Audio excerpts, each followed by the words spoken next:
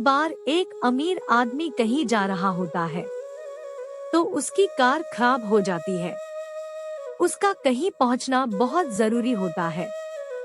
उसको दूर एक पेड़ के नीचे एक रिक्शा दिखाई देता है। वो उस रिक्शा वाले पास जाता है। वहां जाकर देखता है कि रिक्शा वाले ने अपने पैर हैंडल के ऊपर रखे होते हैं। पीठ उसकी अपनी सीट पर होती है और सिर जहां सवारी बैठती है उस सीट पर होती है, और वो मजे से लेटकर गाना गुनगुना रहा होता है।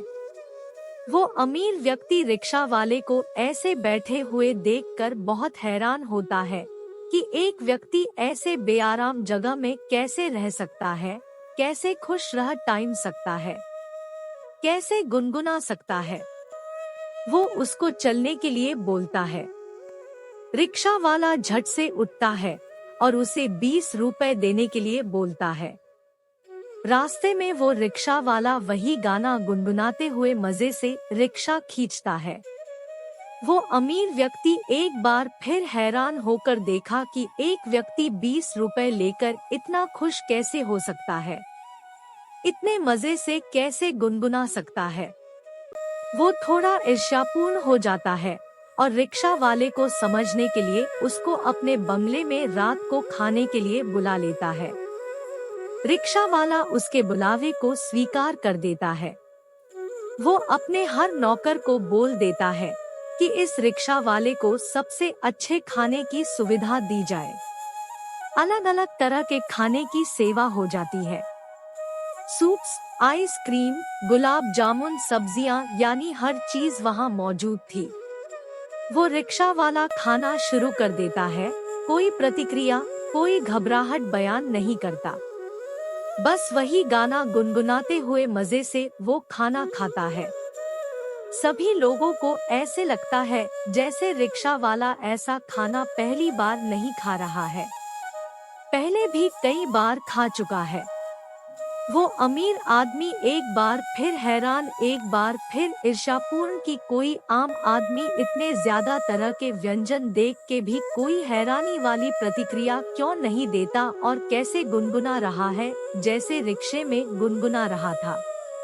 टाइम्स यह सब कुछ देखकर अमीर आदमी की ईर्ष्या और बढ़ती है। अब वह रिक्शे वाले को अपने बंगले में कुछ दिन रुकने के लिए बोलता है। रिक्शा वाला हाँ कर देता है। उसको बहुत ज्यादा इज्जत दी जाती है। कोई उसको जूते पहना रहा होता है तो कोई कोट। एक बेल बजाने से 3-3 नौकर सामने आ जाते हैं। एक बड़ी साइज की टेलीविजन स्क्रीन पर उसको प्रोग्राम दिखाए जाते हैं और एयर कंडीशन कमरे में सोने के लिए बोला जाता है। अमीर आदमी नोट करता है कि वो रिक्शा वाला इतना कुछ देखकर भी कुछ प्रतिक्रिया नहीं दे रहा। वो वैसे ही साधारण चल रहा है, जैसे वो रिक्शा में था वैसे ही है। वैसे ही गाना गुनगुना रहा है जैसे वो रिक्शा में गुनगुना रहा था। अमीर आदमी के ईर्ष्या बढ़ती चली जाती है और वह सोचता है कि अब तो हद ही हो गई। इसको तो कोई हैरानी नहीं हो रही, इसको कोई फर्क ही नहीं पड़ रहा। ये वैसे ही खुश है, कोई प्रतिक्रिया ही नहीं दे रहा। अब अमीर आदमी पूछता है, आप खुश हैं ना? वो रिक्शा वाला कहते हैं, जी साहब बिल्कुल खुश हूँ। अमीर आदमी फिर पूछता है, आप आराम में हैं ना? रिक्शा वाला कहता है, जी बिल्कुल आरामदायक हूँ। अब अमीर आदमी तय करता है कि इसको उसी रिक्शा पर वापस छोड़ दिया जाए। वहां जाकर ही इसको इन बेहतरीन चीजों का एहसास होगा, क्योंकि वहां जाकर ये इन सब बेहतरीन चीजों को याद करेगा। अमीर आदमी अपने सेक्रेटरी को बोलता है कि इसको कह दो कि आपने दिखावे के लिए कह दिया कि आप खुश हो, आप आरामदायक हो, लेकिन साहब समझ गए हैं कि आप खुश नहीं हो, आराम में नहीं हो, इसलिए आपको उसी रिक्शा के पास छोड़ दिया जाएगा। सेक्रेटरी के ऐसा कहने पर रिक्शा वाला कहता है, ठीक है सर, जैसे आप चाहे, जब आप चाहे। उसे वापस उसी जगह पर छोड़ दिया जाता है जहां पर उसका रिक्शा था। अब वो अमीर आदमी अपने गाड़ी के काले शीशे ऊंचे करके उसे रिक्शे वाले ने अपनी सीट उठाई, बैग में से काला सा गंदा सा मेला सा कपड़ा निकाला, रिक्शा को साफ किया, मजे में बैठ गया और वही गाना गुनगुनाने लगा। अमीर आदमी अपने सेक्रेटरी से पूछता है कि चक्कर क्या है। इसको कोई फर्क ही नहीं पड़ रहा, इतनी आरामदायक वाली इतनी बेहतरीन जिंदगी को ठुकरा के वापस इस कठिन जिंदगी में आना और फिर वैसे ही खुश होना, वैसे ही गुनगुनाना। फिर वो सेक्रेटरी उस अमीर आदमी को कहता है, सर यह एक कामयाब इंसान की पहचान है। एक कामयाब इंसान वर्तमान में जीता है, उसको मनोरंजन करता है और बढ़िया जिंदगी की उम्मीद में अपना वर्तमान खराब नहीं करता।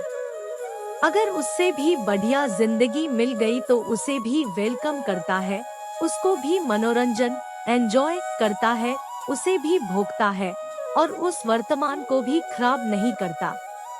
और अगर जिंदगी में दोबारा कोई बुरा दिन देखना पड़े तो वो भी उस वर्तमान को उतने ही खुशी से, उतने ही आनंद से, उतने ही मजे से भोगता है, मनोरंजन करता है और उसी में आनंद लेता है।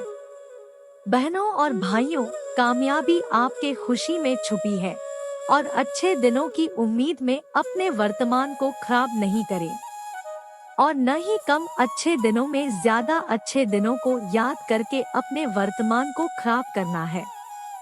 दोस्तों, अगर यह स्टोरी आपको पसंद आई हो तो हमारे चैनल को सब्सक्राइब करें और वीडियो को लाइक करें और कमेंट करके हमें बताएं हमारी कहानी आप लोग को कैसी लगी। तो दोस्तों, हम आप लोग के लिए ऐसी कहानी आगे लाते रहेंगे। धन्यवाद दोस्तों।